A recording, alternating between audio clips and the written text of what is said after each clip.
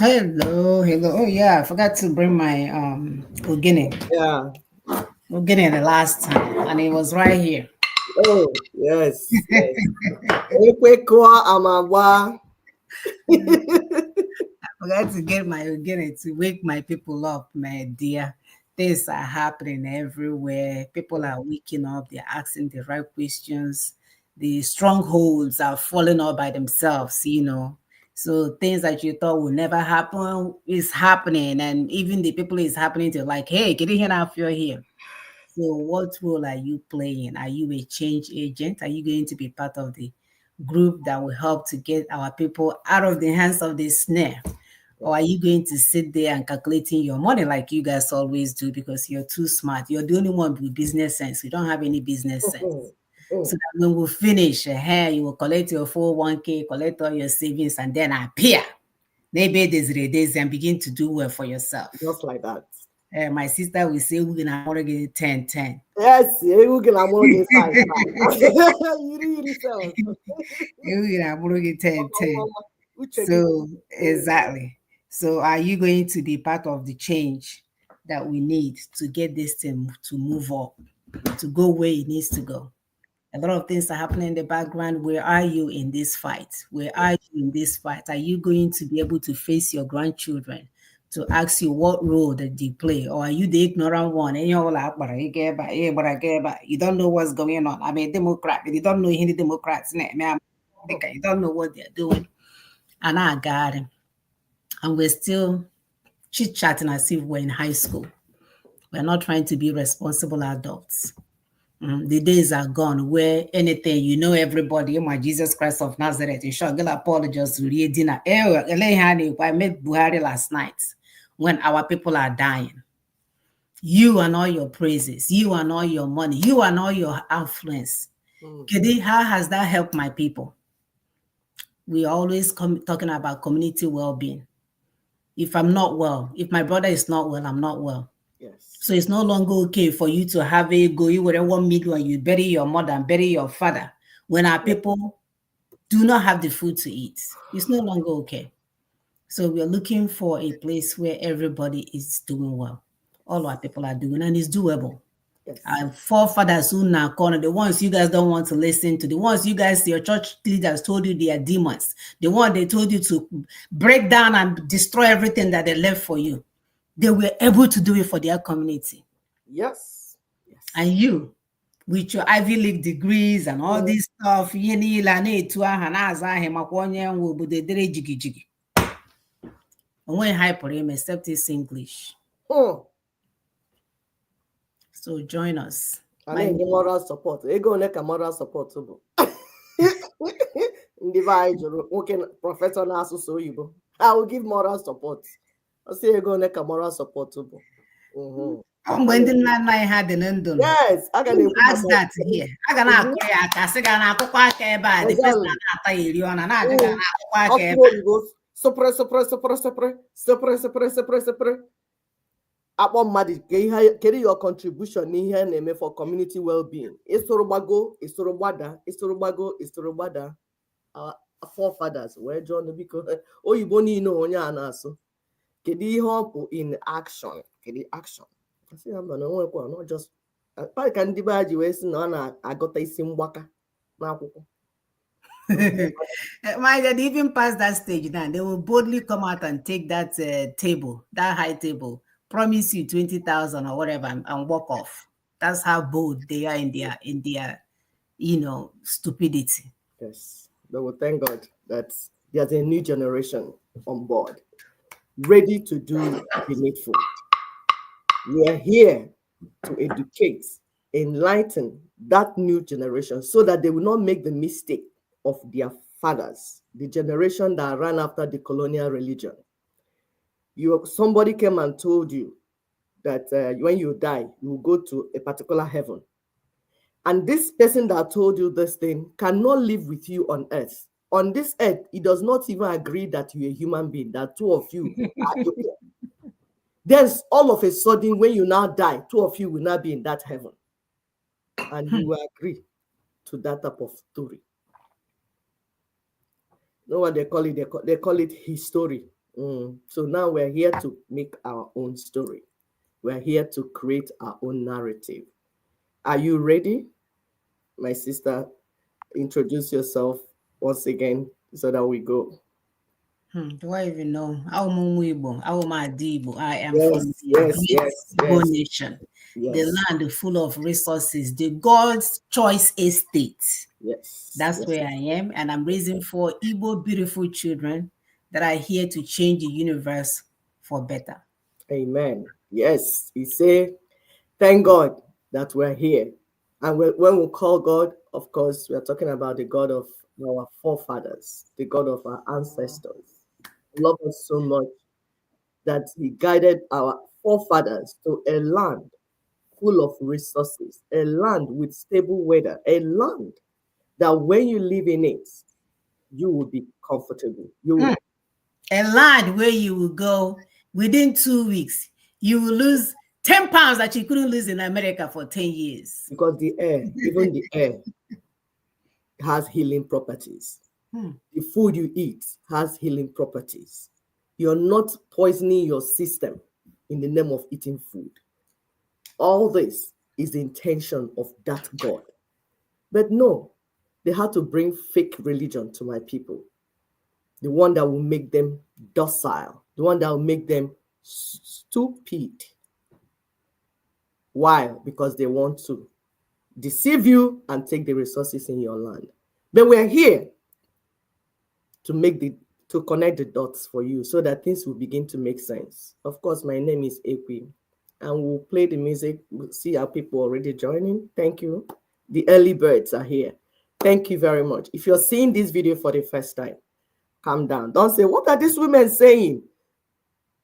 If you watch this show from the beginning to the end, you will never be the same again. You will receive light. Your brain will open. Your mind will open.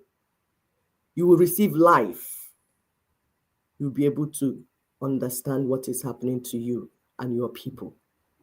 We are here for self-determination, liberation of our people, complete decolonization of our minds and our lands and our peoples. So we are not here to tell you things you like to hear or massage your ego. No, we are here to tell you the truth. Just the name that says Daughters of Truth. We will go search truth wherever they are, bring them together, connect them, make sure that this one is, how is A connected to B, to C, to D? We will bring it here. So this is a one-stop platform, one-stop show for all your self-determination need. Because we don't come here to lament, because we have already discovered that lamentation is not a strategy. We don't come here to wail and to worry and to cry and get angry and get emotional. You know that all those will not lead us to where we're going. We come here to bring information, accurate information, not propaganda, not lies. Accurate information, well-researched information, and make things make sense to you. And at the end, we will tell you the solution on the table and how you can be part of it. Because you see, the God of the universe will never do for man what he has equipped man to do for himself. So we will stand up and do the needful. Thank you. Are we playing our music? Yes, yes, my sister. So while we play the music, please help us to share, alert our brothers and sisters, tell them the program has started so that we can get this message across. Welcome.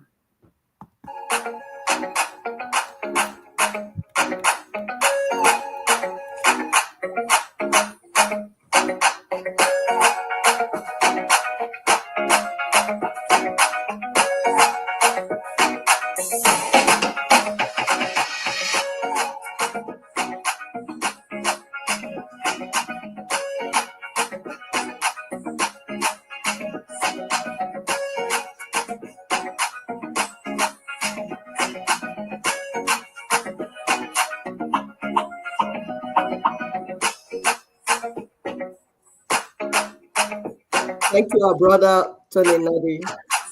Thank you for liking for the video. Freelance experience, thank you for sharing.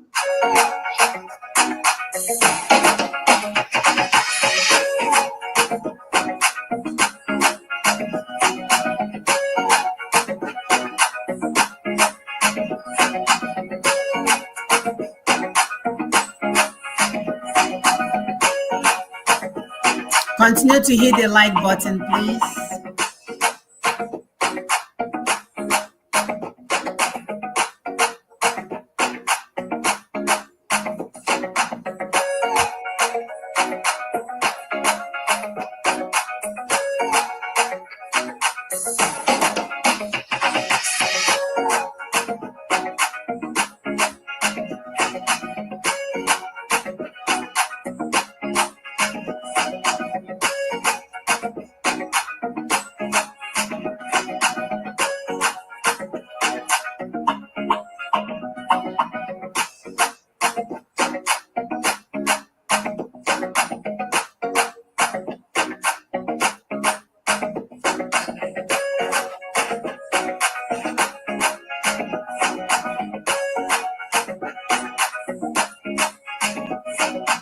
Keep sharing. Thank you.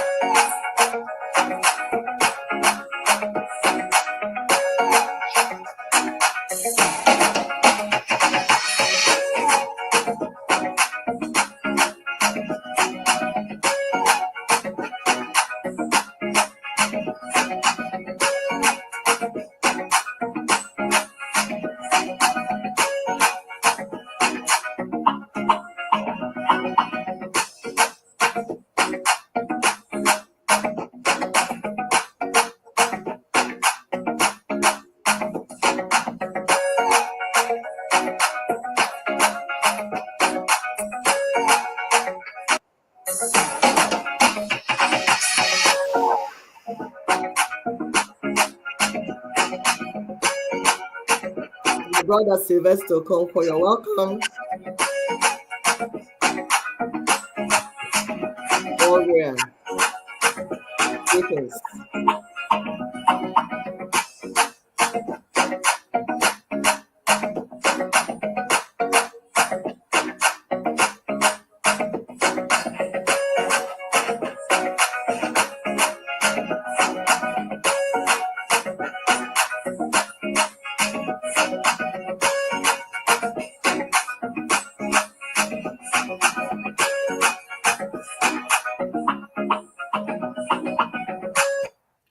All right. They one in the buy. This is in our ancestors.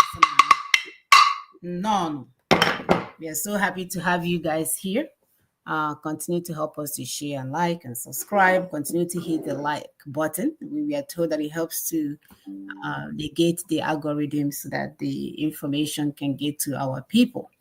Of course, I use Yoma wherever, right? So when the colonialists, when they see that we're bringing Ozioma to our people, what did they do? No, you won't hear it. The only way you will hear it if they're shaking bonbon, they will alert you to come and see. But what they don't know is that our ancestors, just like they have always done, always have us in groups. And we have ways to share this message across the board. Yes. So our topic today is do not stand in a place of danger, trusting in miracles. Do not stand in a place of danger, trusting in miracle. You know, for years, that's what we were told. We were told to stand in a place of danger and, you know, waiting for miracle. You know, if we can do it, we begin to call the name of Jesus and start wailing and start crying like, oh God, victim. Again. We call the blood of Jesus. Fire is burning. You're not going to call the firefighter to come and quench fire. You call blood of Jesus. You sprinkle the blood of Jesus. Yes. Oh, thank God that our children are waking up. Yeah. Thank God. A lot of them. And the funny thing is that a lot of them went into this Bible so deep, they can break it down and tie it to anything you want them to tie it into. Mm-hmm. So awakening is happening. Yes. Right. So what is a place of danger? A place of danger refers to a precarious situation where the potential for loss of life or serious harm looms ominously. Such a dangerous place can encompass various locations marked by heightened risk of injury, crime, and other threats that undermine safety and peace of mind. Miracles, by their virtue, by their very nature, are extraordinary occurrences that are often perceived as manifestation of the divine or supernatural power of God. They are astonishing events that defy the ordinary, showcasing something remarkably outstanding or unusual in its essence. Consider, for instance, the transformational vision of New Nigeria crafted under the framework of 1999 Unitary Constitution. Nearly 60 decades have elapsed since our last negotiated union was unjustly disrupted by those who seek to appropriate our ancestral land and valuable resources for their own gain. To cement this theft as a permanent fixture, they systematically indoctrinated the next generation, instilling in them the false belief that it's solely God's prerogative to miraculously rectify this injustice. The likes of Father Mbaka, good luck is bad luck, Buhari is the Oge Bruno. Anyway, he did. He did the work. So they've always let us know that is your past. I mean, it's your family members, or they are your family members. They are your community members. The lady that lives in the yard that doesn't greet people in the morning. It's always somebody else that still stole our destiny, and never that the government is not functioning, that the government is not there for you, that you will never move forward when there's no governance, good governance in place to move anybody forward. No. There's no even system, sir. There's no system. Talk of the governance. There's no system. Yeah, it's just gang members running their show. You know how gang members do. Yes. They will make you disappear. They will steal from you, take from you, they stop money from you. They will do all those things just for you to think that things are happening. So this misguided faith has left us in a confusing set of paths in which we get lost and leaving our people desperate. But the truth remains that God will never intervene to perform what he knows that we should be doing by our own without his intervention. There are things that we need to do on our own, and God will never come to intervene for you. So we invite you as we go on this vital campaign for salvation, aimed at cultivating a new generation, one that is resilient, informed, and capable of critical thinking. This is a generation that will resolutely pursue justice and tirelessly work towards the expulsion of corrupt elements entrenched in both the church and the state, leaving no stone unturned in our quest for a brighter future for our children. And we are unapologetic in all our ways. We've allowed you guys, these criminal church leaders to come on board and do the right things. No, you persisted, you were emboldened. Now, a lot of you are preaching nonsense. Oh, yeah, go and take money. Money is better than olive oil. When there is a template on the table to guide our people in the right direction so that we don't make any mistake that will cause their demise. We find it difficult to follow, to even ask for forgiveness. These criminal church leaders. Because when we started here, a lot of you stopped watching our show. You ran away, what we call the Roman Catholic. Yeah, your Pope. How dare you? Anyhow, we understand that's what brainwashed people do. We know how it goes. We know that we don't have any thinking faculty, that anybody can tell you anything. You will even fight. We told you guys on the show, you even fight for your subjugators. Yes, Stockholm syndrome. the Stockholm syndrome. Everybody there was struggling with it, and nobody wanted to sit there and say, what is going on here? No, you will fight your brothers and sisters over people that are holding you hostage. You will destroy your communities to vote for a politician that you guys know over. That's history shows that they haven't done anything for us. Because of the crumbs that you will get, you're not even getting it. Who wants to live in a place where you will eat today and then tomorrow you will not eat? And we're giving birth to children to face this calamity. We are popping children as if it's out of style. Even when Bill Gates, the the GMO guy, told you guys, oh, we are overpopulating the universe. And no structures, nothing in line for us to hand over to these children. We are working so hard to leave this universe worse than our forefathers left it for us. What are we handing to our children? It's no longer okay. I will allow my sister to add while I pull up the first video. That is no longer okay. We can't continue this way. And that's why we're putting the first video. This video is detailed, and we will play it. It's for a while. While we're playing it, it's part of what we have been saying. But it's coming from another person. The first lady of, is it Sierra Leone or something? Sierra Leone. So, and it's somebody else even playing it, meaning that more people are beginning to use their platform to do what they should be doing. Rather than you are enslaved, you don't have a country, but you somehow find somewhere in your mind to keep dancing and doing whatever the puppets, the slave monsters, the colonizers want you to be doing, because they don't want you to use your sense. They want you to just be playing around. So we are playing this video because it has all the things that we have been saying. And we are standing in a place of danger. That we cannot afford to be playing and dancing, waiting for some miracle. That God created us with brain. We can do this. We can do this. We can stop this danger rather than just stay praying, fasting, doing night vigil. All these are just things that people are using to deceive you, to make sure you're brainwashed, so that the plan of the enemy over your life will work 100%.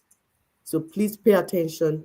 This thing she's saying, you know that it happened in this country. Good luck, Jonathan. All that. It's the way it happened in Nigeria is the way it's happening in other African countries.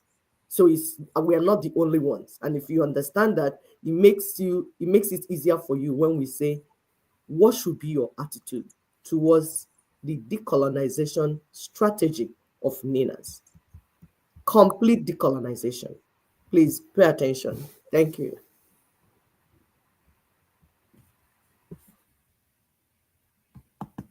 USAID funded Boko Haram. I gotta say, I'm shocked but not surprised. For the last 10 years, I've been all over Nigeria, from the halls of power to the front lines of genocide to the IDP camps where widows and orphans of massacre live and have been stuck there for 10 years with nothing. I know as a fact, and people there know too, that Barack Obama is the one who started this on purpose. I can prove it. The U.S. government has fueled this, hidden it, and so has the United Nations and the Nigerian government. It's a tragedy and a travesty, and it's stopping now. You cannot hide from the truth. It is time for justice. It is time for restoration. Thank God for the truth. President Buhari was heavily supported by a foreign government, and one of the first missions was to terminate our contract. Could you name that foreign government? Yes, we were told it was the United States, and they had actually funded President Buhari's campaign.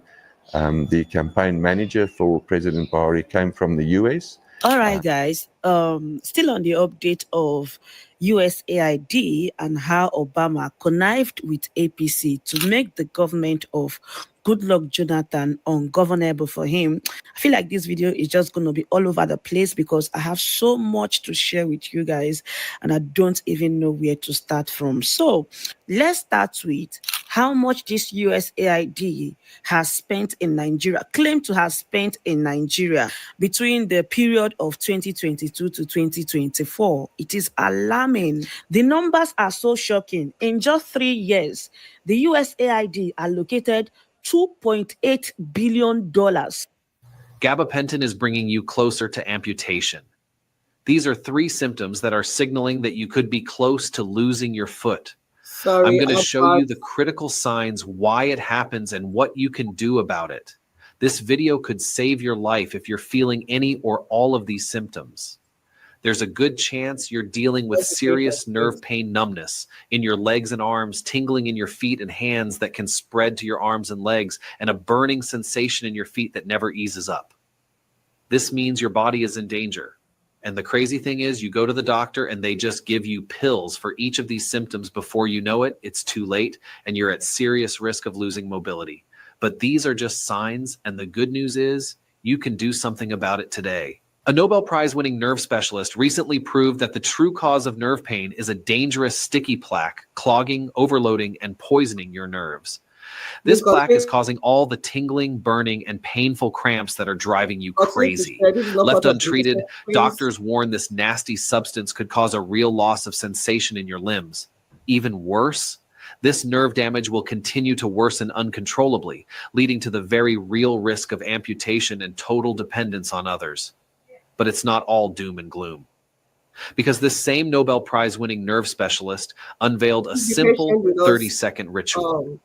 A ritual that clears out all that sticky plaque, regenerates your nerves, and eliminates your numbness, burning and tingling. Wow. Not naira. Sorry. $2.8 billion to Nigeria. And you know the shocking part about this whole thing is that most of the things they claim to have spent this money on is something that we have on our own yearly national budget. Our leaders go out to borrow money for these same things. So let me break it down for you guys. According to the USAID's official record, $1.4 billion was supposedly spent on health, yet our hospitals are collapsing. $887 million went to humanitarian aid, yet Nigerians are suffering more than ever. $141 million was allocated for economic development, yet the economy is worse than ever. 16 million was directed to peace and security, yet terrorism. I think this is the only place they got it right, but they are not being honest with the money they spent in this area. You see this terrorism issue, they said they only, I think is even like the place where they are telling us now that they spent the lowest money. But in reality, it is not so. And the reason is because instead of spending this money to provide security like they have portrayed it here, they are spending the money to empower insecurity. So I ask again, where are all this money going to? Because Nigerians are not seeing any redevelopment. But I like what is going on. In the last 24 hours, this issue of USAID has really sparked reaction, and Nigerians are not taking it lightly. Before I get to the other videos I want you guys to watch, one person here wrote, Nigeria has received more than $5 billion in USAID funding, yet there has been no meaningful development that the funding has been used for. Now, talking about Obama's role and how these Western leaders, especially the US, sponsor insecurity in Africa. I saw this video and I shed tears because this is exactly what we saw during the time of Goodluck Jonathan. So the First Lady of Sierra Leone settled down to expose how these Western leaders destabilize African government when the leaders refuse to follow their orders. She openly admitted that African countries are not free because they are being controlled, manipulated, and sabotaged by foreign powers. Let's watch the video, and I want to beg you to please pay attention to what this woman is saying, because her words gives me goosebumps. What Please continue to hit the like button. It actually does alter the algorithm, which I have noticed myself. So continue to hit the like button as we watch. Thank you. Africa gives to the world, Europe don't have it, America don't have it, Asia don't have it. As a First Lady, I am not part of a government system. So when I speak on behalf of the people because I understand what the people are going through. At the end of the day, I'm not being paid salary and I cannot be fired either. We cannot wait for other people to come and develop us. Every mining company that is in Sierra Leone today is owned by a foreigner. You cannot be coming to our country and take everything that will make us develop. And then you still treat us as inferior people, as if we don't know what we're doing. The sense about us celebrating independence, I don't know why we celebrate independence, because we are not free. I'd like to pick up one of the threads you've just mentioned, which is a functioning social contract. That is between the state and its citizens, where a crime is committed, people agree on the policing of that. How you investigate it, how you hold accountable. One of the most fundamental corruptions of the social contract in human history is colonialism. Yeah. And it's that mechanism that some states have used to extract resources from other places, such as Sierra Leone. That deprives countries of the resources they need for government services, for education, for health. So I was hoping you could reflect a little bit on what those forces have done to Sierra Leone and what kind of accountability we might be able to think about, just to imagine a way forward from where we've begun now. When you look at what Sierra Leone have to offer, when it comes to our mineral resources, the kind of mineral resources we have in our country is enough to take care of everybody in that country. We should not have a single poor person in Sierra Leone. But unfortunately, we are not given the free will to make decisions on our own mineral resources. There's always Big Brother who decides. And when you fight and say, no, we are not going to do this, they use the system to stop you. It's either they set you up with the opposition and they'll be supporting the opposition against you from the back, or they cause unnecessary chaos in your country so that you are not able to even govern your own people. They will do things to make you not to be functionable. And of course, any country that don't have peace cannot develop. You have to have peace before you talk about development. I'll give you a simple example about Sierra Leone. Every mining company that is in Sierra Leone today is owned by a foreigner. Every mining company. If it's not the Chinese, it's the American, it's the British. Our electricity, Bumuna, is run by the British, and we still don't have light. We're looking for light, electricity. If you don't have electricity, how can you talk about education? How can you talk about health facility? How can you talk about improving the infrastructure of your country? We don't have electricity. Now, do we actually even have proper water, pipe-borne water, so that our kids will not be sick? We don't have those facilities. Why? With all the minerals we have, there is a cap you put. Before my husband became the president of Sierra Leone was benefiting, they said, what's the word? 0.000.1%. What is that?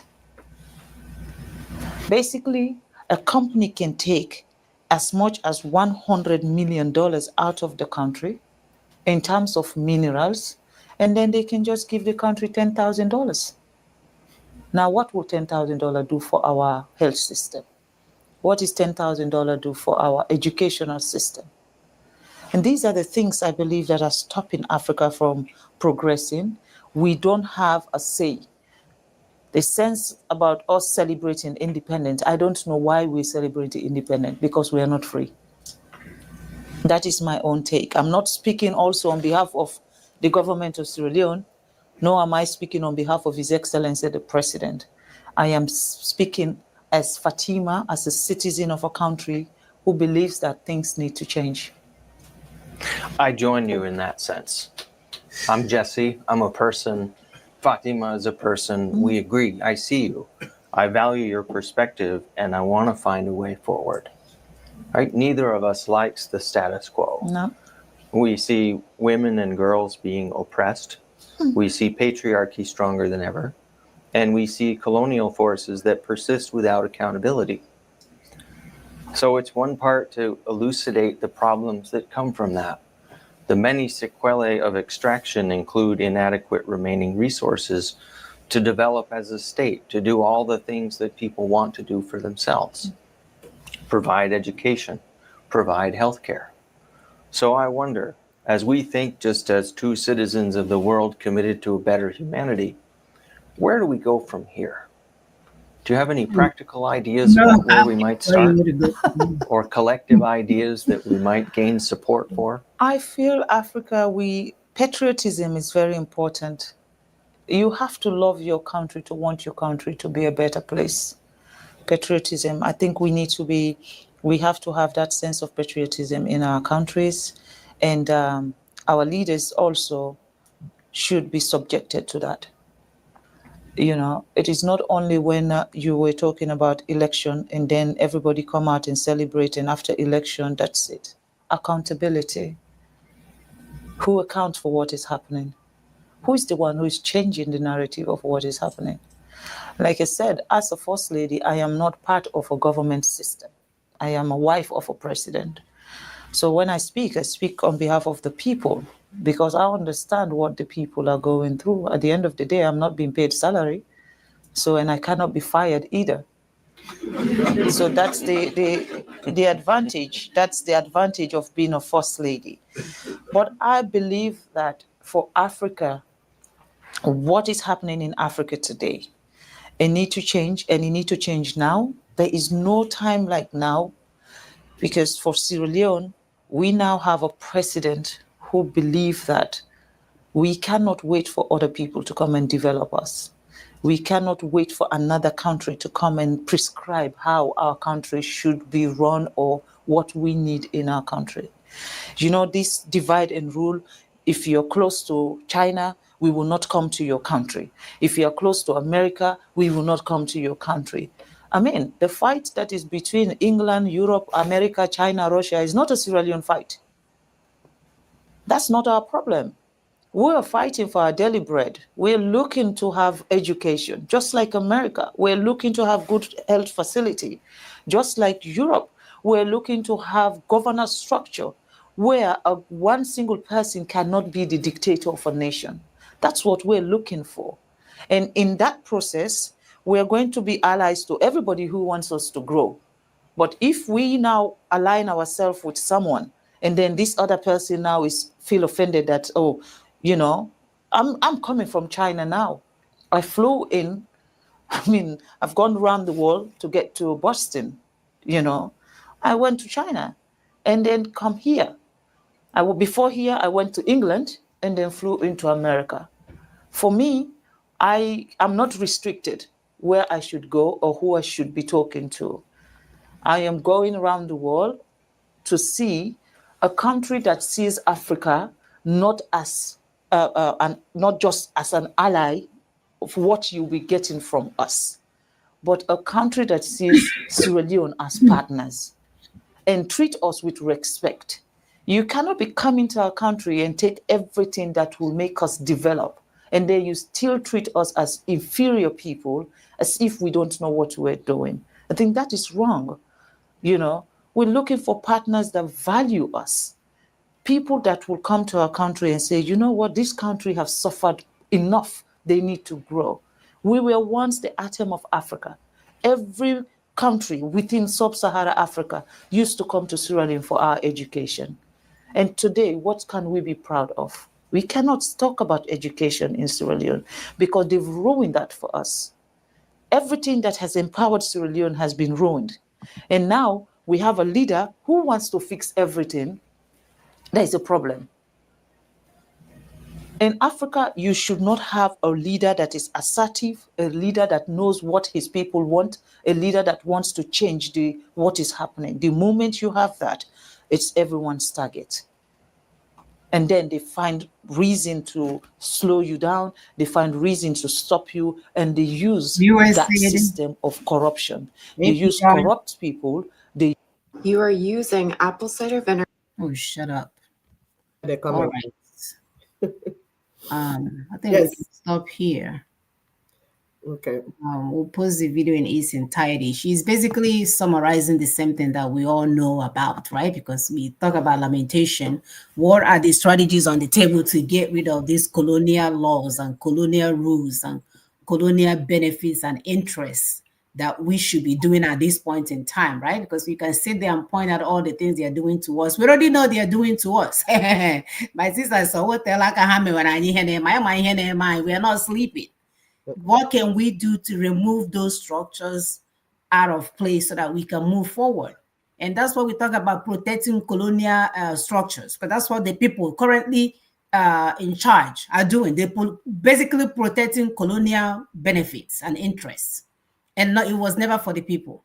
It has never been for the people. That's why they are okay with going to down, what is it called? 10 Downing Street. Down the street, yeah. Yeah, before they can come and do anything. They have to take permission. So we're trying to establish the point that you're under colonialism. Like they never left. They never left.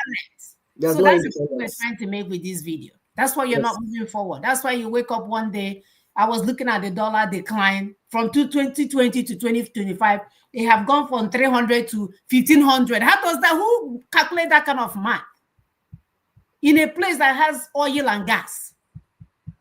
How does it make sense? Yeah, neocolonialism. That's what neocolonialism will do. So please put there's a picture that you pull up, because we're asking what are the people doing, because we, like my sister said, we play this video for you to know that what is happening in Nigeria is happening in Sierra Leone, Burkina Faso, Niger, Mali, everywhere is the same thing. So if you're looking for solution, you must look at what the problem is. You must make proper diagnosis. So people in Francophone, like part of what people are doing, you can see if you're following the news, Burkina Faso, Niger, Mali, they are decolonizing. That thing you see them doing is called decolonization. Removing every colonial structure, every colonial system, because you can't move forward with it. Like, I like telling people that I like reading the Bible. You see, this Bible, I've been reading it since I was a child. People are not interpreting it to me. I don't wait for your pastor and priest to read it and tell me what he thinks he's saying. I've been reading it by myself because it's very interesting, very intriguing. Like, I like the strategies in it. That is what drew my attention, because it's a record of human problems and how they solve their problem over the years. So we have issue with it when people use it to brainwash others. If you look at it as a record, as a history book that shows all the ancestors, people before us, the type of problem they had and how they solved their problem, they remind me of my own ancestors, because that's how my ancestors did. Now, in that book, there's a story about a garden of Eden, where human beings were inside. You see, your own ancestral land where you live is your own Garden of Eden, given to you by God. In that book, do you know what happened? Snake came into that garden to take away the resources. Colonialism doesn't. Oh, please, the picture, I'll still get to the picture. So the snake came to take away the resources, the rights, the things that the people there had. Think of the snake as the colonialist, the colonial monsters. Now, when I read that book, that part of the story, I used to say, why will Adam see snake inside his compound, inside his garden, and leave the snake? The snake is not even just walking up and down, but he's even having conversation with God, with his wife. And my dear brother Adam, because we are Adam, see this skin, we are formed from the ground.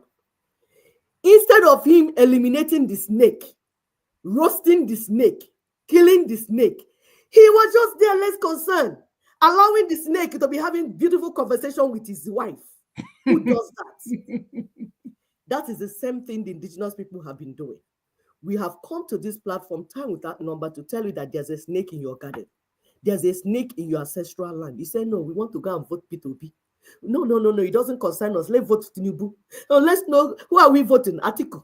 Who are we voting? And these are members and partners of the snake. Rather than concentrate and uproot the snake.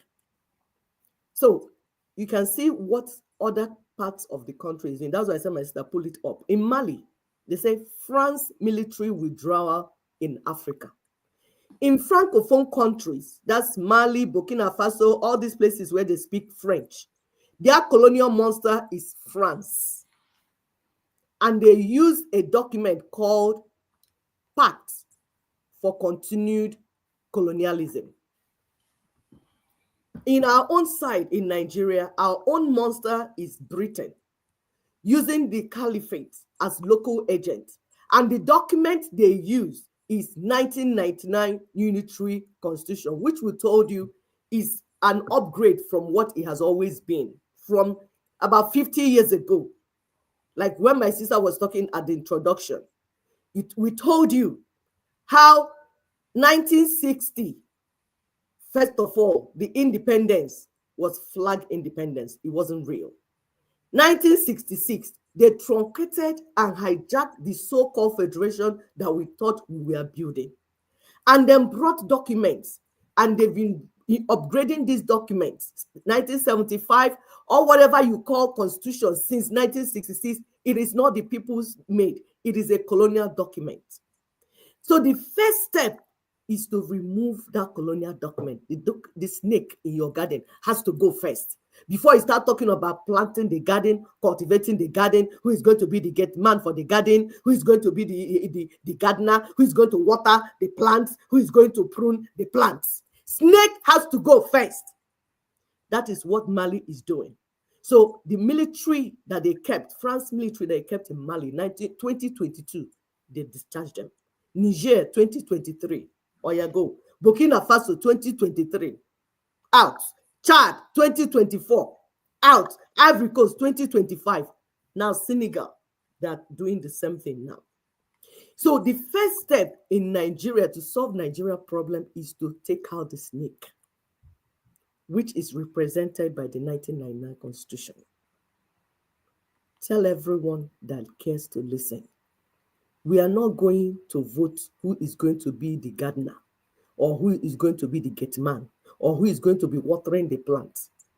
We want to take out the snake first, and we have to do it collectively, because the poison of the snake is killing and destroying all of us. My sister was trying to play a video before about neocolonialism. What that video is saying is that this thing did not start in Africa. The colonial monsters tried it with their own brothers and sisters, removed their culture, Colonialism doesn't. Everything, tradition, and imposed their own. This is what this lady is talking now. And what is it telling us?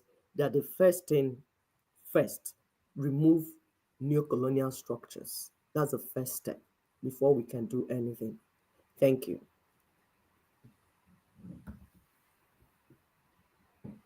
Just take your land, it takes your mind as well. And the British Empire had a clear strategy. Colonialism doesn't just take your land, it takes your mind as well. And the British Empire had a clear strategy on this one. Force and enforce English and make people ashamed of their culture and their language. 2 tactics. With British colonial power, it is always the same 2 tactics, right? You've got your hard power, so hard enforcements, the rules, the punishments, the laws, the brutality. And then the soft power, which is often forgotten about, which is the psychological manipulation and the propaganda, and a lot of internalized shame. And it worked. Generations of Irish and other Celtic and other nations across the world grew up thinking that their own language wasn't valuable. This is exactly what happened in my family. My grandfather was a native Irish speaker. He was from Spittle, Connemara, and he came to Dublin when he was 16, and it was then that he started to speak English. But when he had my father, he didn't pass that on. And my father has 0 Irish. I asked my grandmother, who's still alive, why? And she said, well, we just thought it had no value for them. We lived in Dublin. Nobody spoke it. So You can imagine for them, I guess, who were they speaking Irish for? Is only for my grandfather's parents who had passed away. That was what their minds, that's how they felt in their minds. They didn't see the bigger picture. They thought the language was useless. They thought that it was dead. And I wish that my grandfather could see all the lovely TikToks and the people speaking and learning and teaching Irish on this app, because he'd be so proud. The British didn't do that just to the Irish, though. In Wales, children caught speaking Welsh in school had to wear this lovely plaque that said Wales not for the whole day.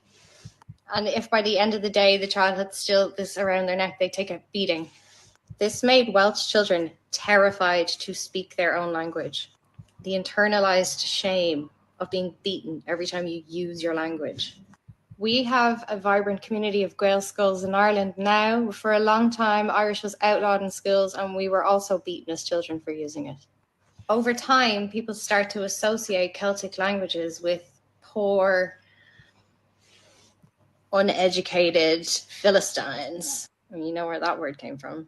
When they went to India and Africa, at first, they did allow you to use your native language for one thing. You could read the Bible in it. Once you were converted to Christianity, though, no more language for you. Once the punishments and restrictions were in place, this created a nasty feedback loop that we are still trying to work through. Parents stopped even teaching their children the languages because they thought that they would hold them back. And increasingly, English was embraced as the language of business, and more over generations, parents felt that they must equip their children with English so that they can be successful. That's why English is the most spoken language in the world. It is not the most successful language in the world. It just speaks volumes to the brutality of the British Empire, that they forced that many people to give up their culture. So then what you have emerging in the 20th century is that speaking English becomes a status symbol. Speaking your native language is a sign that you are backwards. And so over time, people didn't need to be forced to speak the language. They did so willingly, thinking that this was a smart choice. And that is the ultimate success of colonialism, when you can get the people to police their own self from your internalized colonial mind. This is still happening. We are still fighting this. Globalism is the new colonialism. Local languages and cultures continue to be erased, except instead of the British, it's the American Empire. And instead of military force, it's corporate power. One of the first. If you listen, we'll pull up another video. We are just showing you, because these things we have been saying it. They took away our culture, took away our languages, took away our tradition, took away our spirituality, took away everything. That is the meaning of colonialism. They are doing that for you to feel inferior, so that anything they bring, you feel that thing is superior. So you embrace it and promote it, not just embracing it, but you now be the one over time reproducing it, like virus. There's a video I saw somebody telling somebody that you are virus, because that's what virus does. Virus will come into your system, take over your body, and then make your body to reproduce the same virus that is killing your body. That is what colonialism is. They come in, take over your system, suppress your system, and then infect you and make you to begin to mass produce that evil that they brought. That's the decision of virus. That is how virus operates. British virus, indeed.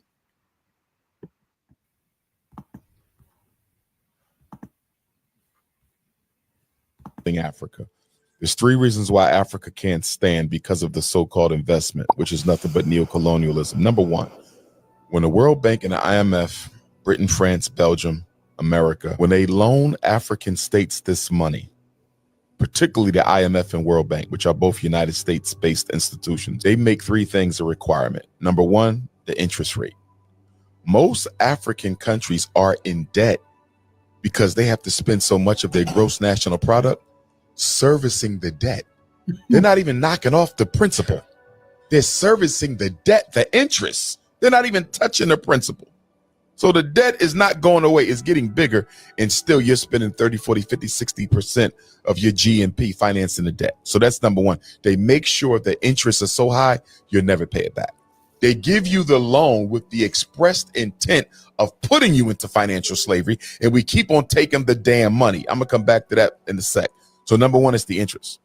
Number two, it's the family planning strategies that they make you sign off on. So in order to get this money, you got to push homosexuality, you got to push birth control, hysterectomy, all of this other stuff, right? So they disrupt. It's documented this type. Oh of yeah, agenda. this ain't no Right. secret. Go do your research. And the third thing that they do is open economy, open market. You got to have a free market economy. This is probably the biggest problem. When you take money from the World Bank and IMF, neocolonialism is killing Africa. This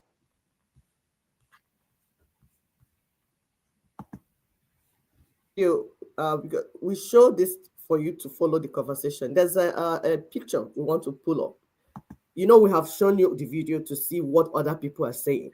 Then we narrow it down to our own problem. Like I keep saying, I go back again to the book, the Bible. Remember when Israelites were about to take their promised land? What were there? Giants. They were giants in the land. And they needed to take out the giants in the land first before they begin to peacefully possess the land, build it and develop it. It's a process. That's the way it's done. There won't be any process of development for you when the giants are still in the land.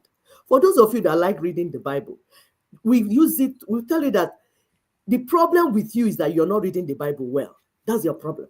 You don't even know how to read it. And you are allowing the merchants of gospel, merchants of religion, to teach you and manipulate you with it. But if you can sit down in your house and read it, things will begin to make sense to you. You will receive brain. You will receive brain. So now back to where we are in our land. This is a paper because we show you evidence. Here is show and tell. We don't do lies, no propaganda, no need. This is Tinubu. He's saying, I don't believe in one Nigeria. When Ninas keep telling you that Tinubu came from the Ninas movement, he knows in details everything. But because you know that, like we said, the virus will come in, then inflict some cells in the body and begin to mass produce itself. So Tinubu has become one of the cells that the virus infected, and now he's producing suppression, colonialism, and neocolonialism. Why? Because he wants to steal, just like the rest. So they come in, they want to steal. They chose by themselves to gamble with the lives of millions of Nigerians so that they can steal. And he's doing that. So he knows that this one Nigeria you have is a colonial Nigeria. You cannot do anything with it. What is he doing? He's borrowing and having fun with himself, gambling with the lives of the people. But you know what? We keep saying, you are the one allowing it. These people are already compromised. They have been infected by the virus. The virus infects them. Some school abroad where they get infected. Some get into drugs. Some get into one thing or the other that get them infected with the virus. Now they begin to mass produce. So if you are now waiting for them to help you, to deliver you, that will not work. They will not deliver you. My sister, go ahead.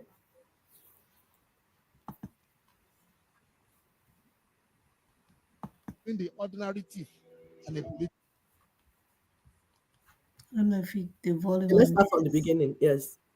Yeah. He said the difference between an ordinary thief. The difference between the ordinary thief and a political thief. Number one, the ordinary thief steals your money, your bag, your watch, and your jewelry, isn't it? But the political thief steals your future, your career, your education, your health, and your business. Number two, the hilarious part is that the ordinary thief will choose whom to rob. But you are the one who choose the political thief to rob you. Because we choose them. We vote them. We blindly say we are not blind. Who is deceiving who? The ridiculous part of the whole issue is that we will fight to defend and protect our belongings from the ordinary thief. Is it not? But we fight each other to defend and protect the political thief. Wow. Is that not what we do? Thugs will be fighting themselves to protect those that are stealing our career. stealing our joy, stealing our health, stealing our success. What a shame. What a shame What a indeed. travesty. Calls for us to think and think deep. The stage we are in as a country is not a stage where you become an onlooker. You have become an onlooker for too long. You must get ready to put your hand. That is a powerful one. Yes, the difference between an ordinary thief and a political thief. And you know what? The 1999 Unitary Constitution is what gives tickets to your political thieves to steal from you. That is why we say it has to go down completely, not amendments. So while the people perish, the church leaders are conducting prayers while waiting for miracles. Meanwhile, the thieves are stealing the destiny of the people. They do as if they don't know. There's a picture my sister is going to pull up and for us to follow in the conversation, for you to know the people aiding the thieves that are stealing from you. They are your communities. They are your brothers and sisters, not the brothers and sisters in your family. I mean the political criminals, the political thieves that this man is talking about. They are living with you. Because remember, we told you that the colonial monsters, there's a picture, please. Okay, it's another video. The colonial monsters are not doing what they, like I told you, the colonial monster is like a virus. When the virus comes in, the picture is not showing. Oh, it's not a picture, actually, it's video. When the colonial monsters come, they're like virus, they infect the system and begin to mass produce. Your church leaders are part of the colonial monsters because they have been infected by the virus and they are mass producing the bad message of neocolonialism, which is oppression and suppression. Look at this. These are your church people. See what they're doing. You can play, Master.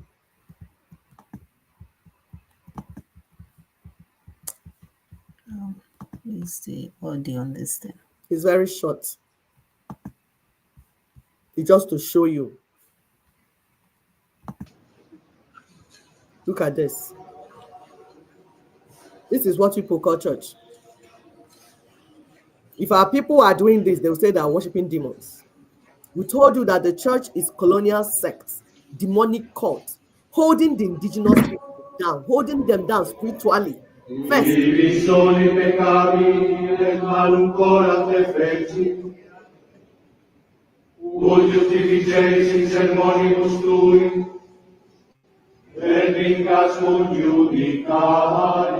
know what they're saying? My people, do you know what these demons are saying?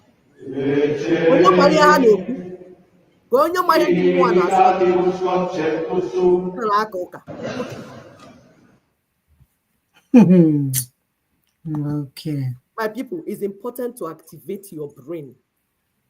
Begin to activate your brain. Don't wait for these people that have been infected by the virus. Colonialism is a virus. Neocolonialism is a virus. When it comes into your land, it will infect the rest of the people and they will begin to mass produce it. But it's your responsibility to know those ones that have been infected, because they will show it by their fruit. He said, by their fruit you shall know them. By their fruit, you should know the church leaders, the political leaders that have been infected, because they are usually on the other side of the people. They are not with the people, they are opposite the people, suppressing them, oppressing them.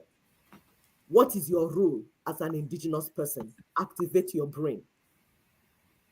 What the colonialists call religion, it is not taking you to God. It is cultism. It's demonic spiritual thing that suppresses you and makes you weak as an indigenous person. They want you to activate your emotions, but inactivate your brain. That's why they will encourage you to do everything with emotion, doing everything but the thing that will free you. You are in the church, singing 247 all the days of the week. At the end of the day, They will close factories, hospitals, parks where people will actually earn a living. They will close it and build a church. Then you go inside there and begin to pray to get money. Ha! That makes sense. Hmm. How can someone who does not agree with you on this earth that you are equal now go to the same heaven with you where two of you will be equal? Does this make sense? Something is not aligning well. It is not okay. We must begin to put on our thinking caps. We must go for the real solution. Forget what these criminals are telling you. They're deceiving you. They have used your tithes and your offering to build wealth for their children and their great children. But suddenly, for you to solve a problem that is aching you, the snake in your garden, for you to uproot it, they say, no, come and sit down and pray and fast. God will come to visit you and there will be miracle. There will be a rebirth of a great nation. Where to where? How? They say collect PVC. In a battle of AK-47, where you are being eliminated because the resources in your land must be stolen by the viruses, by the colonial monsters. They will tell you bring PVC. How far? Did we not warn you about 2023 election? Where did the PVC lead you to? These monsters, these viruses, these agents, these virus-infected human beings, rather than apologize, come out to say, sorry, we misled you. We did not know. They are continuing in their evil ways. They reinforced even, showed up even stronger. Show forth even stronger. But you know what? We are not lamenting. We are not yelling. We are not crying, wailing. That's not what we come there. We are only here to educate you so that your mind will begin to function. We will play Nina's video for you. Back to Aburi. Because there's a solution on the table.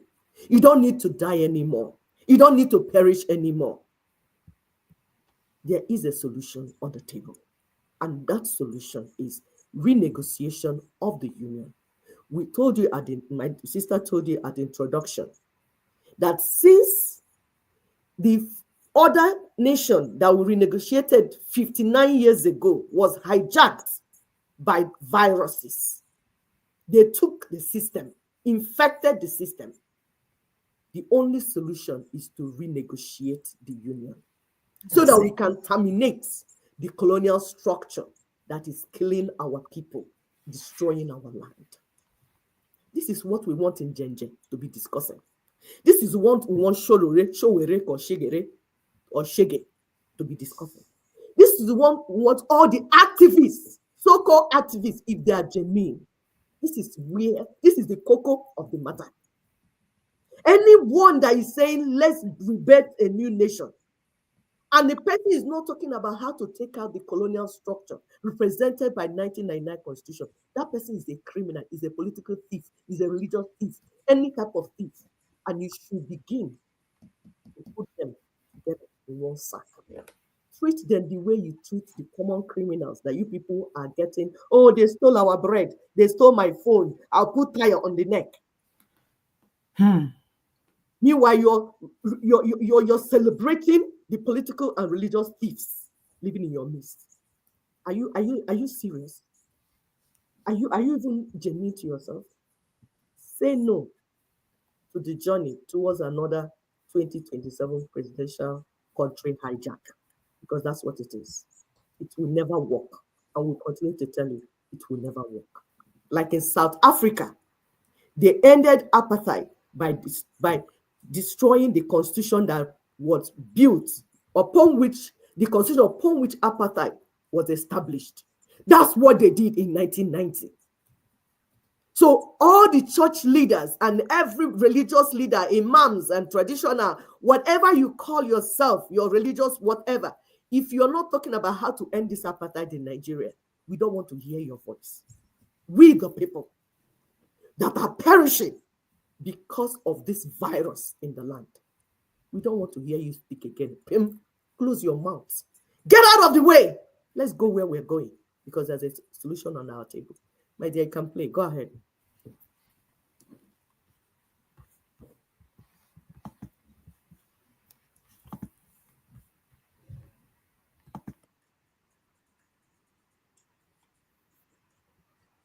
Continue to share, please. Continue to like and subscribe because in the days ahead, more information because the public is now knowing the truth and they're beginning to understand because they have always known the truth. It's just that they needed to build courage. They needed the willpower to execute it. And that's what we've been doing over the years, building their morale with information because you need information. You need to be informed. Information empowers you. If you're ignorant, you'll be wailing and yelling and just living your life anyhow. But when you're empowered, you get the willpower. You get the courage to do what you need to do. And again, remember, we said, we're not telling you to go and harm anybody. That's not what we're talking here. People have been stealing with you and they're using a particular ticket to do it. We say, make it impossible for them to steal from you by taking away the ticket. Can you find the video? Yes, I'm not showing it. No, it's not showing yet. Oh, So that's I'm talking. Waiting. So I'm looking at take it. away the ticket that they're using to rob you. They're using a ticket to rob you. The snake, the giant, there's something they're using to rob you. Take it out, and you'll be fine. You see the video? Yes, I can see it now. Oh, Thank okay. you. Of a conference to discuss some of the most burning issues in Nigeria today and how the decision of the president to raise an advisory committee to set out the modalities and procedures for a national conference. How did that news get to you? Well, with a measure of relief, I must say, though I consider it a marginal improvement from what the situation demands. You know, a marginal improvement in the sense that all this while they had insisted that sovereignty now vests with the government to decide for us on all kinds of things. And our position had been that if they go to section 14, subsection 2A of the Constitution of Federal Republic, which they are using to manage Nigeria today, they will see the basis of all the argument that sovereignty belongs to the people of Nigeria, from whom government, through this constitution, derives all its powers and authority. There's no other way. They know that that is the truth. Yet, Absalom Abubakar and a chain of other military presidents since 1966 took it upon themselves to usurp the sovereignty of the people and impose the constitution exclusive, to the people. That is to say, they became the sovereigns by stepping into the, almost as if stepping into the shoes of Britain that had governed us for almost 70, 80 years up to that point, to impose a constitution that starts with the preamble, we the people. That is a forgery. That's a secret. Okay, let me get you correctly now, Mr. Nadi. So you say that the this discussion is not that necessarily a solution to what we have the been. discussion we are asking for is that originating discussion amongst the ethnic nationalities that the British locked in here and called Nigeria. From that time in 1914 to now, it had not been their decision to be together, and the terms of that decision, of that being together, had always been imposed. Let's ask you this question, because it's coming at a time where everyone is saying, yes, it is very timely to have a national dialogue. Yes. For some people, it's Yes. not really whether it's sovereign or not. That is the issue. The issue is we have got things to talk about, and there comes a time, thank goodness, the president Yes. is talking about it.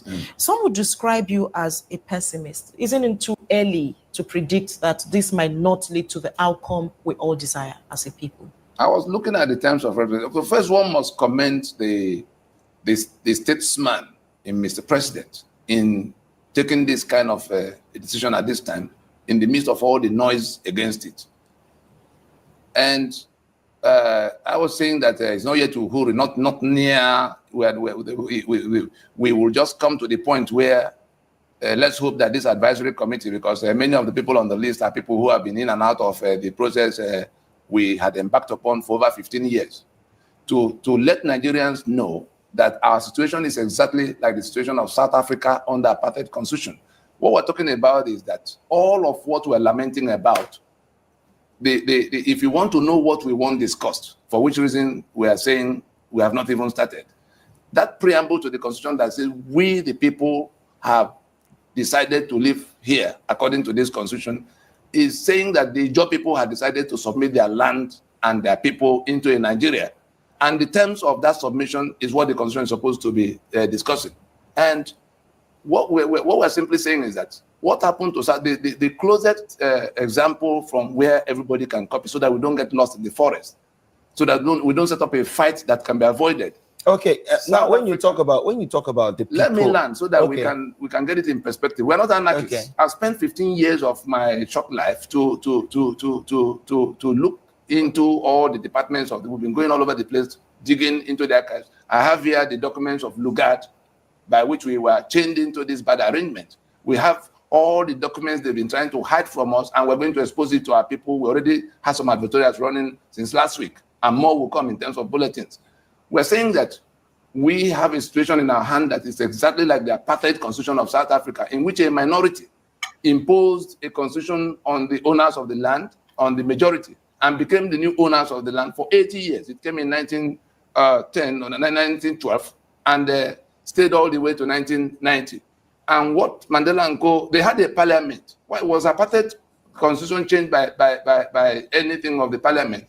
The government of Frederick de Klerk in 1990 came to the point where, having been resisted on the street enough, announced that the apartheid constitution of South Africa will have to be changed, and that a discussion that will bring a totally new constitution will have to hold. This is what you want Nigeria to do. This is the only thing, that's not what I want. This is the only thing that can solve the kind of problem we have. That is, and if they do not do that, question. If they do not do that, they will be leaving the ethnic nationalities with no option but to exit the union on their own terms. Now, the question I want to ask you, if, for instance, now I have reactions from Alhaji Tanko Yakasai, who leads the Nigerian National Summit Group, NNSG, saying that this could be Nigeria's last chance.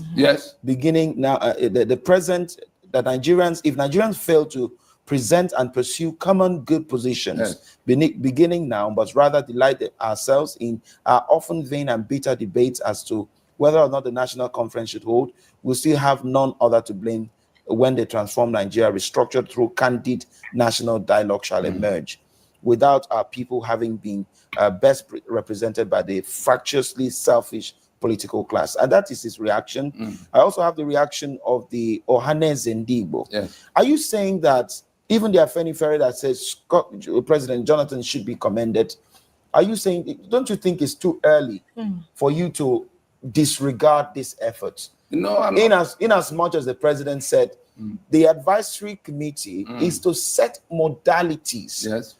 He hasn't even mentioned the nomenclature of this dialogue. I agree. But he has said that, look, Nigerians would expect that people like you and others who have been in the struggle, who have been asking for the national conference, would at this point close ranks and see how you can, work this out. So don't you think that it's too premature to disregard whatever is being done right now? Let us use this precious opportunity to explain to our people all over the country what the dialogue should be all about.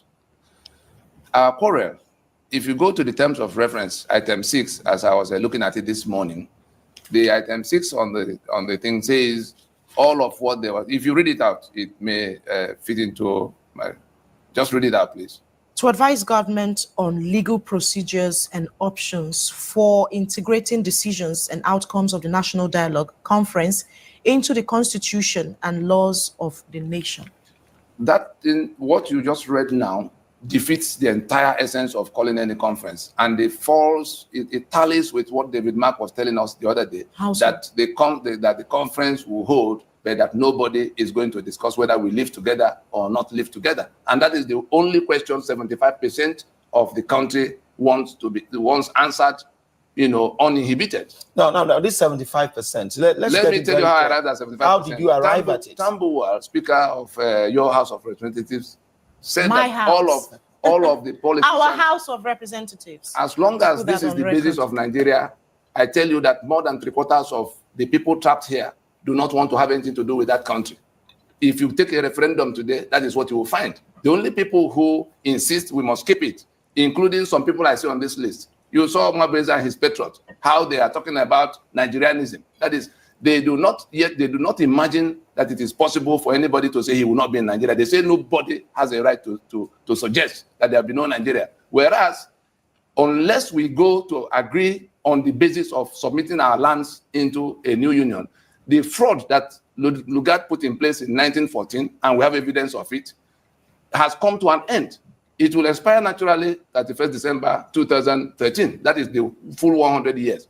The current fraud of 1999, in which Absalam Abubakar and his confederates in the PRC made a constitution and lied that we the people made it, renders this entire document. Okay, So Mr. Nadi, if we are sitting on a tell us how Nigeria you plan to technical dissolution. achieve Nigeria is in what you are technical saying. dissolution.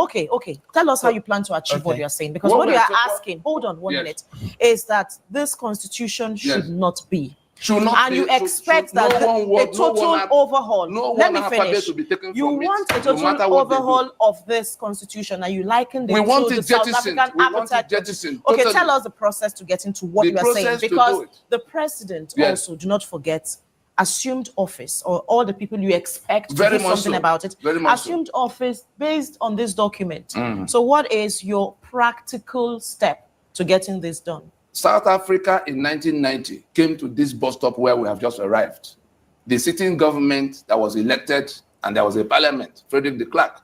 He now, for the first time up to that time, accepted that the apartheid constitution could no longer be the basis of the South African society because it was imposed by a white minority to take the lands and the rights of the blacks. And that is exactly what we have here.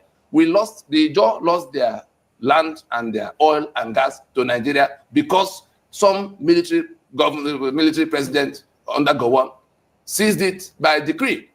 The Lagos port belonged to Lagos people. Nigeria takes more than 2 trillion naira from this port every year, but from independence to date, not one controller general of custom of Yoruba origin.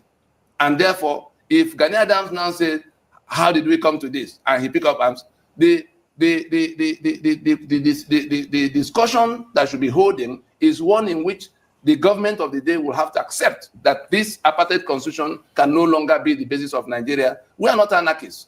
In the suit we filed in 2007 against the constitution, we asked the court to give an order that will compel them within a period of 18 months to remain in office and work out that discussion that will lead to a new constitution. That's not too much to ask for because South Africa did it. They accepted that the apartheid constitution had to go, and they called everybody. Now, to let me- decide. let me Relying come on now. them to work Yes. out a new Now, constitution. No, they are not saying so. Working In out- that terms of reference, they say how to incorporate whatever. No, I'm comes from the asking you how you intend to arrive at a new constitution. How it will arrive at is that the people, those who are trapped here, before going to make a central constitution, because a federation should have a federation of many constitutions.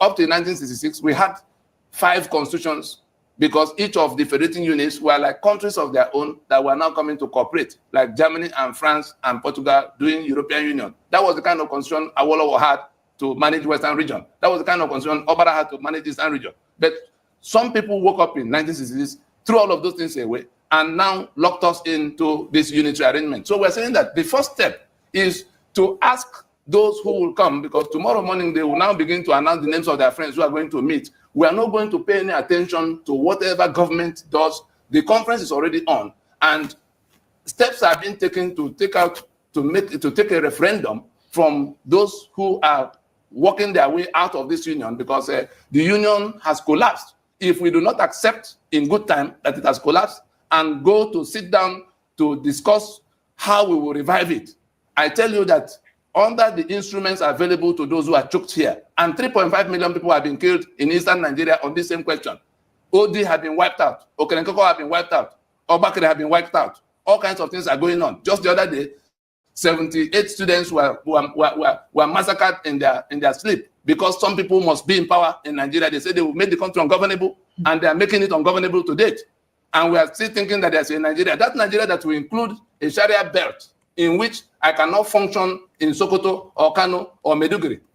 I will not be part of that Nigeria. I will rather invest all my energy in how to take out my portion. If those who are saying they are conquered us and they are going to keep us by all means for all times insist that we cannot discuss, then we do whatever comes within our reach to do to take our portion. Now, let me ask you, Mr. Nadi, Yes. if at the end of the day we are having reactions from Afenifere, for instance, we are having reactions from Ohanes and Igbo, we are having reactions from Arewa Consultative Forum. We've been with all of them. Be it speaking, saying that they do not, they would not agree for the name sovereign to be added to whatever conference. Now, let me ask you, would you say that these groups do not represent the blocks which they say they represent? They do not speak for and the people. If you do not agree with their representation, who are the people that you are talking to at this at this point about back to ethnic 75%? Tambuwa said that all of them politicians constitute only 25%. He said it on the floor of National Assembly the day they resumed last week or so, that they constitute only 25% of the country's population. I'm here to speak on behalf of that unrepresented. And the Arewa is not speaking for anybody. They all have vested interests. They all have things they share with their people in government. What we're saying is that let us accept that Nigeria was not our making in 1914. Let us accept that the little discussion we had all the way to 1960 got toppled in 1966. Let us then accept that the product of that toppling, which is the current constitution, because from 1966 to date, all the 36 states that were created, who created them? Now they call me Abia State or Imo State or somebody else, Bayelsa State. There is none of the people in those places, like Delta State, cannot, the people of Delta in some areas were agitating for some autonomy. You now create a state and put the capital in Asaba. From that time to date, Delta State had not been the project of Ijo, Urobo, Ishekiri, and all of Mr. them. Nadi, Saying that, would you not rather wait? Let's just see there's this no process. Because you have acknowledged that this is actually an act of statesmanship by Mr. President. I commend him. I commend him. At least to have you, to prove you right or wrong. Is it not a bit too early? I was actually expecting to see your name in that list. Of course, they know they will not put my name on any list of people who are going to be discussing, who are going to a meeting in which Nigeria is held sacrosanct, in which somebody will write in the terms of reference that the outcome of the conference will be integrated into a constitution, meaning that they want to preserve that constitution by all means. And we are saying we will not touch one alphabet from inside this constitution. So these are the two grounds, these are the two positions that will have to be married through the next few days. But in the event that this conference is convoked, in the event that the different nationalities meet and do discourse, would you now throw away all of that? Because your view can be seen as extreme. It is either this, it is either all or nothing. Do you think that there's no halfway? There's no halfway in a matter of reconstruction. If you want to put a 40-story structure on this ground now, you know it will take it. But the first thing that will happen is that bulldozer has to enter here to level it, to be able to put up a new structure.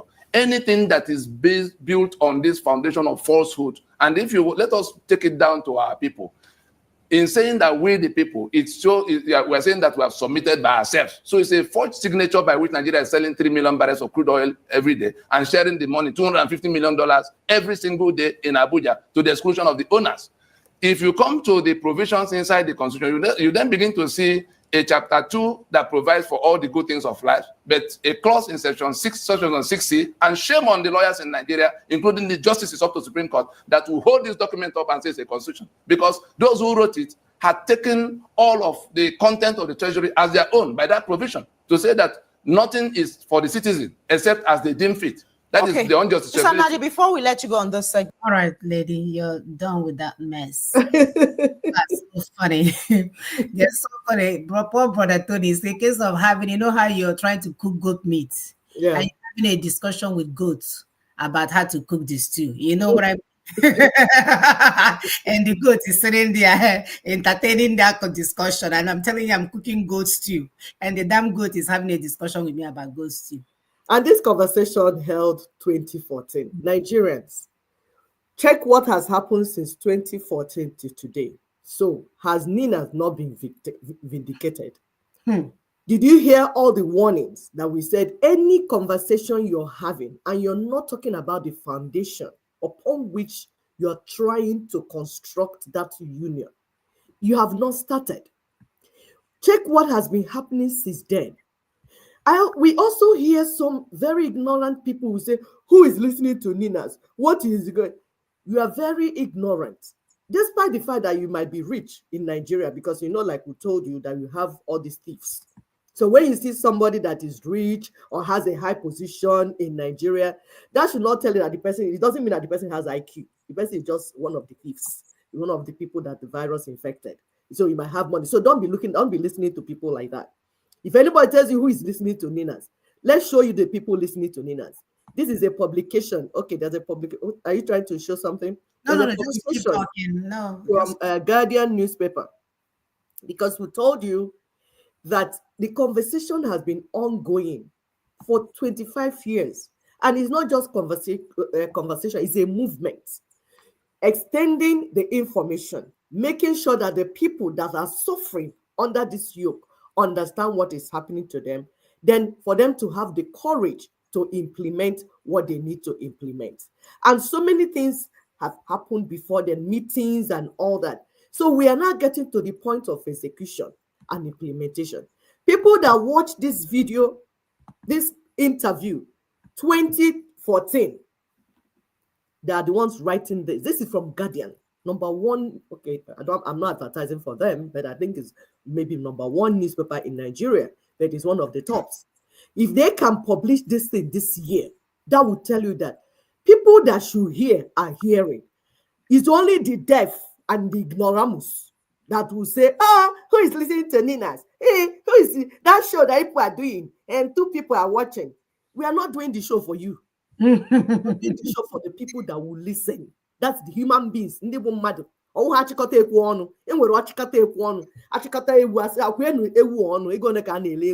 So we are not talking to people that are not awake. We are talking to human beings that are able to reason. So this is a writing for us to show you that people that should hear are hearing and work is going on the ground, not on social media.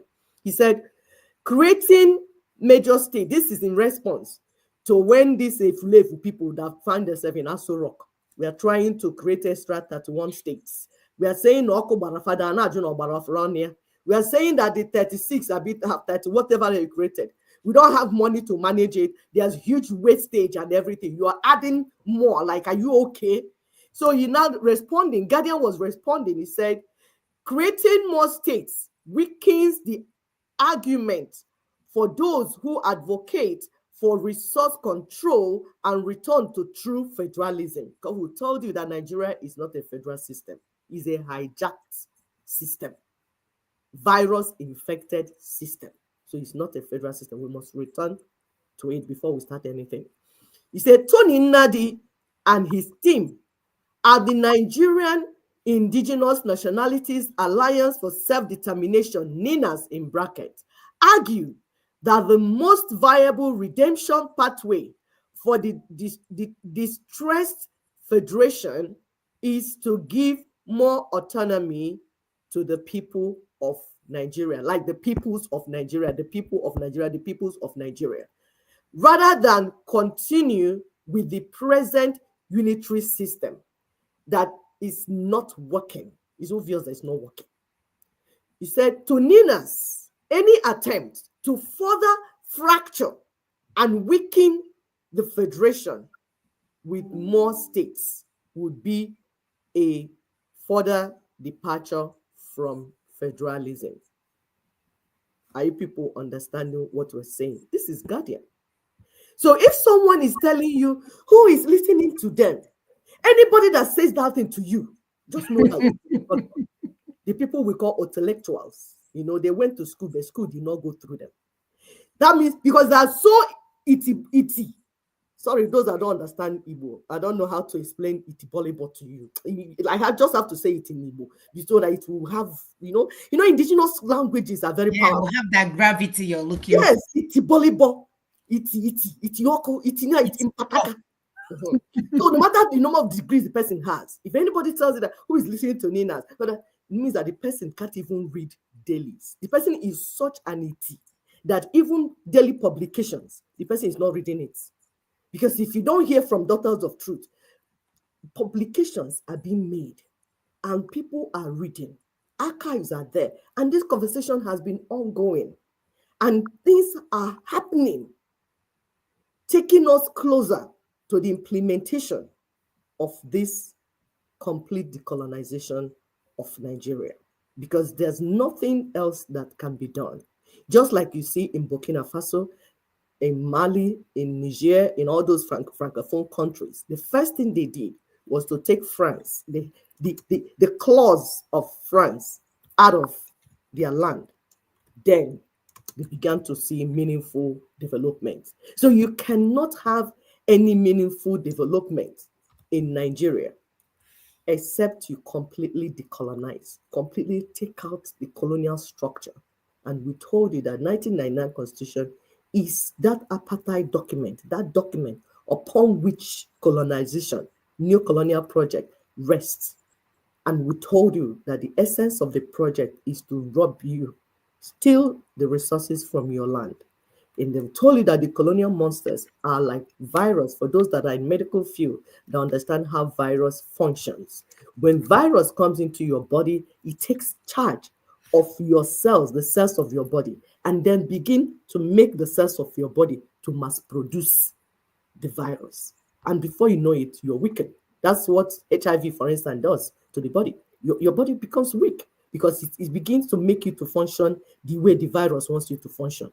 So that's how Nigeria is functioning the way the colonial monster wants Nigeria to function. So Nigeria is not a healthy, organic union. That's why it can never work.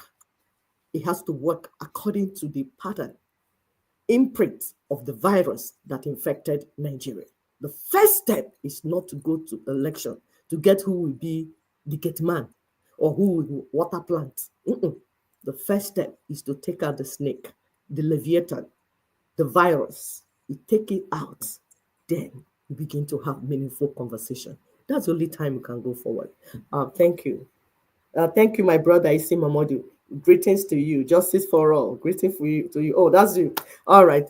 Thank you. Thank you so much. You can greet me. You can. Yeah. Greet me. Try to find videos and everything. Yeah. Yes, please greet me. Anyhow, we thank God. It's so funny how all these things are winding down. All these changes, this new atmosphere that we're seeing in Burkina Faso, it could have been us.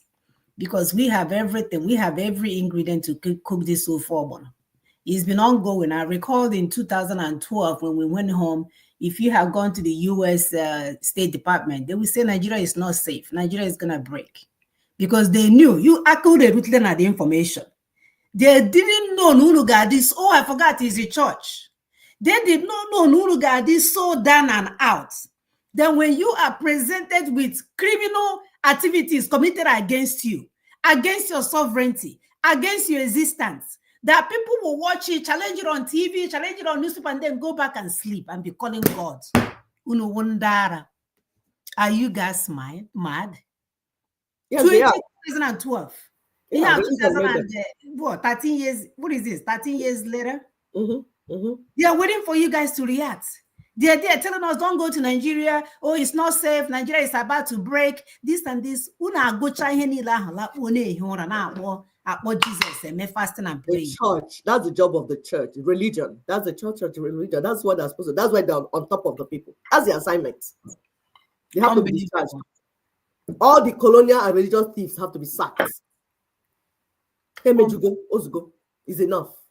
And how are we sacking them? By you withdrawing you, the people. That's it. Their camp. That's it. That's it. That's it. That's it. Taking you out of there. You're funding them through your tithes and offering. Anybody that is still giving tithes and offering, you come and meet me, sister. I'm hungry. I won't even listen to you. Because it's not monkey they walk, baboon they chop.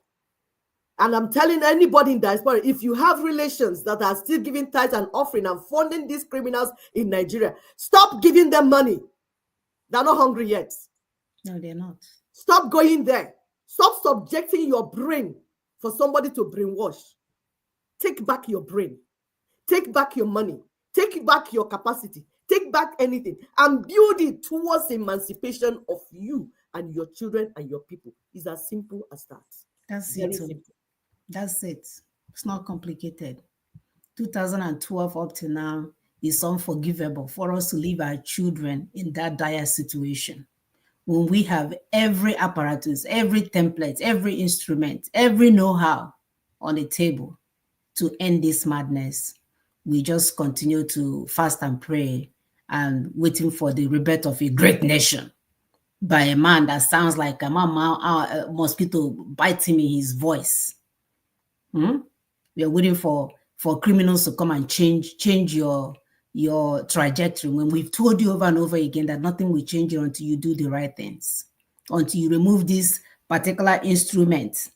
Oh, my brother says they are suffering from Swedish syndrome. My brother, they are suffering from every syndrome we can imagine, unimaginable syndrome. But I'm saying it's no longer okay for us to leave our children in that mess. It's no longer okay for us to leave our children in a dire situation. It's no longer okay for us to protect the colonial structures that are killing us as we are. It's no longer okay. So what are you going to do moving forward? A change agent. The God of our ancestors has already put us in groups, in organizations, in movements that we can share this information. What are you doing about it? Are you waking up our people? I know a lot of them are obnoxious, like totally obnoxious. If it's not, I should be come and, oh, madam, they will come out swinging. Maybe we should catch them with that. We tell them to come and collect alcohol from afar, Ashebi, then we'll tell them what is going on. And by the grace of God, even if it's one person, that we get to recalibrate their thinking. At least it's one person moving forward. Until next week, brothers and sisters, remain blessed. Please continue to share this information. We're making waves. Yes. Do not let anything deter you. God is doing, as we are doing this work, God is doing his own. I don't know if you guys are following the news. Some people are shitting on themselves, like bad because I don't want to use bad words. They are peeing on themselves. They are vomiting on themselves. They are trembling. They are having seizures. They can't even use the restroom. A lot of them are constipated. All those people that have been milking our blood while we die, and they will tell us to shut up. That's your normal state. In Doji, your state of being is to run out from year to year. They are used to it. Somebody is making them pee on their pants. Somebody is keeping them up all night. Very soon, a lot of people will be dropping dead. So things are happening. These criminal activities that we have exposed, let's end it once and for all. And I promise you, the God of our ancestors will complete the rest. And not the other way around. We're not waiting for him. Ancestors on Abia, we're going to finish this work. We are moving. So take care, brothers and sisters. Bye. Remain and please be kind to each other. We cannot be mean to each other when this whole environment is against us. Be kind to each other. See you next week. Bye.